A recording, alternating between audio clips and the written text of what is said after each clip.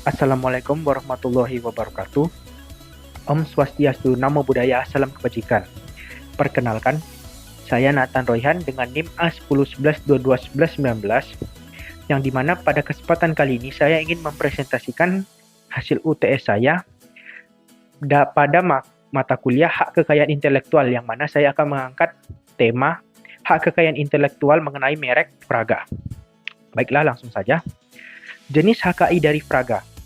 Jenis hak kekayaan intelektual dari Praga ialah masuk ke dalam jenis merek, lebih khususnya merek dagang. Dalam pasal 1 ayat 2 Undang-Undang Nomor 20 Tahun 2016 tentang merek dan indikasi geografis, merek dagang adalah merek yang digunakan pada barang yang diperdagangkan oleh seseorang atau beberapa orang secara bersama-sama atau badan hukum untuk membedakan dengan barang sejenis lainnya.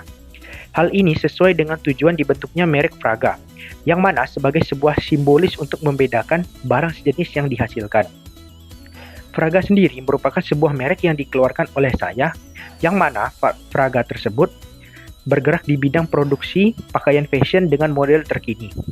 Beberapa produk dari Praga antara lain pakaian santai, pakaian untuk olahraga, kaos oblong, celana jeans, jaket, sepatu boots, pakaian denim, kaos kaki, blazer, celana kargo, dan lain-lain. Baiklah, selanjutnya urgensi dari perlindungan merek Praga. Terdapat beberapa urgensi atau kepentingan mengapa merek Praga harus dilindungi oleh HKI.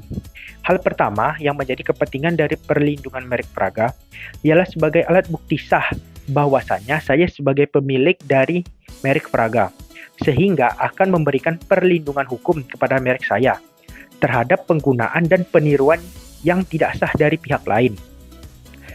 Selanjutnya ialah dengan terlindunginya merek Praga akan meningkatkan nilai bisnis dari merek tersebut.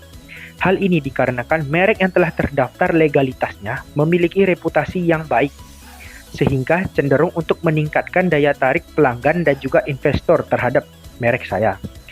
Lalu, urgensi selanjutnya ialah dengan terlindunginya merek Praga akan mempermudah pelaksanaan perdagangan internasional.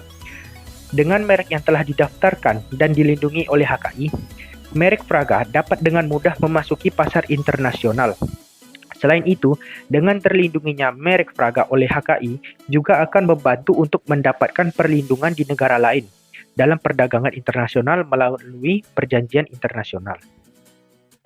Baiklah, selanjutnya pendaftaran merek Praga. Terdapat beberapa tahapan yang akan saya lakukan dalam mendaftarkan merek Praga. Tahapan pertama yang akan saya lakukan ialah melaksanakan pemeriksaan awal. Pemeriksaan awal ini saya lakukan untuk memeriksa ketersediaan dan keberlanjutan dari merek yang ingin saya ajukan. Hal ini bertujuan untuk memastikan merek saya memiliki peluang lebih baik untuk disetujui, serta mencegah adanya konflik dengan merek lain di masa depan. Pemeriksaan awal ini dapat berupa penelusuran merek serupa, melihat apakah ada merek yang sudah ada dan mirip dengan merek yang akan saya daftarkan, lalu pemeriksaan kesesuaian hukum untuk memastikan bahwa merek saya tidak melanggar norma dan hukum. Selanjutnya, pemeriksaan kelas atau produk layanan untuk mengetahui kelas produk mana yang relevan dengan hasil produksi merek saya, sekaligus memastikan bahwa tidak ada merek yang serupa dalam kelas merek saya. Nah, setelah melakukan pemeriksaan awal, maka saya akan mengajukan permohonan untuk mendaftarkan merek Praga kepada DJKI. Saya akan melakukan pendaftaran merek secara online pada web merek.dgip.go.id. Lalu, dalam web tersebut saya akan mengisi beberapa formulir, termasuk formulir data pribadi pemohon dan formulir deskripsi merek dagang, beserta identifikasi kelas dagang yang mana merek Praga masuk ke dalam identifikasi kelas dagang 25, yakni pakaian, alas kaki, dan penutup kepala. Selanjutnya, saya juga akan melampirkan beberapa dokumen pendukung seperti label merek, bukti biaya pembayaran, dan surat pernyataan kepemilikan merek yang dimohonkan untuk pendaftaran.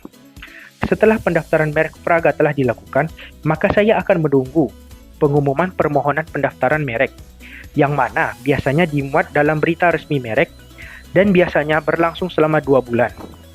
Lalu, apabila tidak terdapat masalah dari permohonan pendaftaran merek yang diajukan dan lolos pemeriksaan substansif, maka resmi merek Praga telah didaftarkan. Selanjutnya yakni metode perbanyakan dari produk merek Praga. Baiklah, pertama-tama saya akan membuat proposal untuk memikat investor ataupun perusahaan tekstil untuk menjalin link kesepakatan bisnis. Lalu, apabila saya sudah menjalin kerjasama dengan investor ataupun suatu perusahaan, maka tahap produksi dari merek Praga sudah dapat dilaksanakan.